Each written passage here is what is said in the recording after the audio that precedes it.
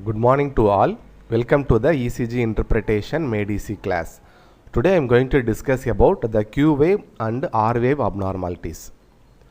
As you know, the Q wave is the first negative deflection that precedes an R wave or that follows a P wave. It represents the initial phase of ventricular depolarization.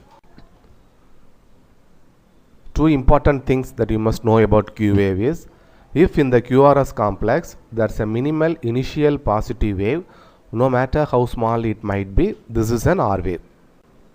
The following negative wave should be an S wave and it's not a Q wave. So confusing the two is a common mistake. So this QRS morphology is known as small r capital S wave. So small r wave followed by a deep S wave is normally seen in leads V1 to V2. The second important thing about Q wave is, not every Q wave means infarction. Because on normal ECG, Q waves are seen in left-sided leads like lead 1, AVL, V5 and V6 without any pathological significance. So normal sequence of ventricular activation. So when the conduction system is intact, the sequence of ventricular activation occurs in 3 stages. So first stage is the depolarization of the ventricular septum. Here the first portion of the ventricle to be activated is the middle third of the left side of the ventricular septum. So the impulses pass from the left side to the right side. So it produces an upward deflection in V1 small R wave and a downward deflection, there is a small Q wave is recorded in the lateral leads like in lead 1, AVL and V5, V6. So this small Q wave is often called a septal Q wave to indicate that the initial vector of the QRS complex is due to septal activation. Then the second stage is the depolarization of the free walls of both ventricles occurs simultaneously. So it produces a deep S wave in V1 and a tall R wave in V5 to V6.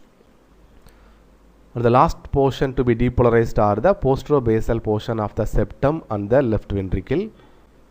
So it forms the terminal portion of the QRS complex. Here the vector is directed superiorly and posteriorly. So you can see the normal sequence of ventricular activation. The first stage is the septal activation from left to right side. The second stage is the free wall of the ventricular activation. And the third one is the posterobasal portion of the left ventricle and the septum that forms the terminal portion of the QRS complex. Then coming to the Q wave. So what are the normal Q wave characteristics? A normal Q wave is usually narrow and shallow. So that is, it is less than 1 small square wide and less than 2 millimeter deep. The amplitude is normally less than 25% of the R wave amplitude. Under normal circumstances, Q waves should not be seen in right-sided leads like V1, V2 and V3. But it can be seen in left-sided chest leads like V5 and V6. Loss of normal Q waves. So the absence of small septal Q waves in leads V5 to V6 should be considered abnormal. So this condition is seen in left bundle branch block. So absent Q waves in V5 to V6 is most commonly due to left bundle branch block with prominent wide QRS complex. So what is pathological Q waves? So Q waves are considered pathological if the duration is more than 40 milliseconds, that is more than 1 small square, when it is more than 2 millimeter deep, when more than 25% of depth of the QRS complex, and when it's seen in leads V1, V2 and V3. So pathological Q waves usually indicate current or prior myocardial infarction. Here Q waves in right-sided chest leads with ST elevation occurs due to acute myocardial infarction. Then again Q waves with T wave inversion due to recent myocardial infarction. Then coming to the R wave abnormalities. So there are 4 key R wave abnormalities are there. One is dominant R wave in V1, then dominant R wave in AVR, early R wave progression and reverse R wave progression.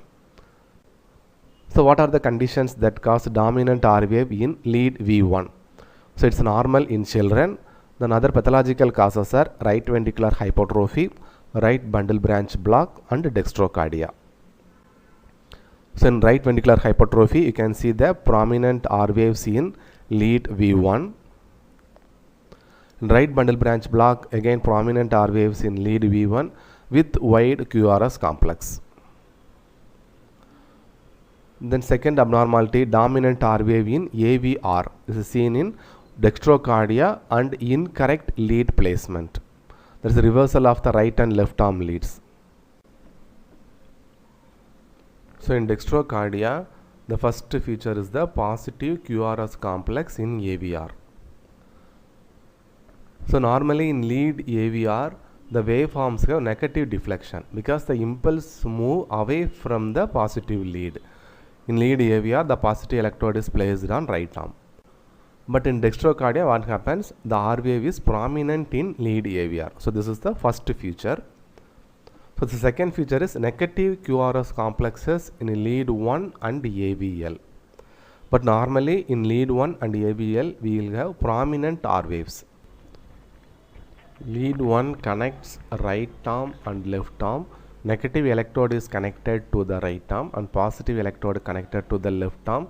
Here the impulses move toward the positive lead. So the waveforms are positive in lead 1. In lead AVL, the positive electrode is placed on left arm. Here also the impulse move toward the positive lead. So the waveforms have positive deflection.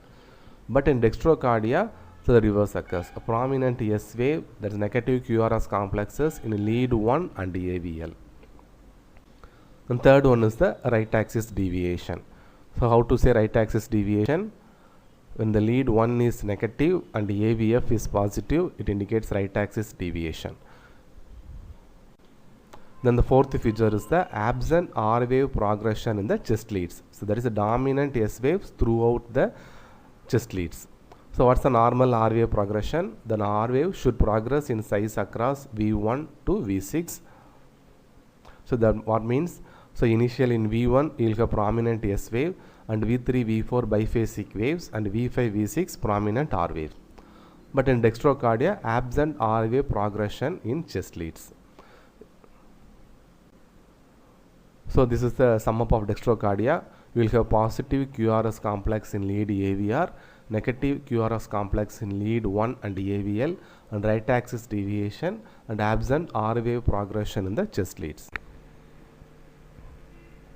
So another cause of dominant R wave in AVR is incorrect lead placement.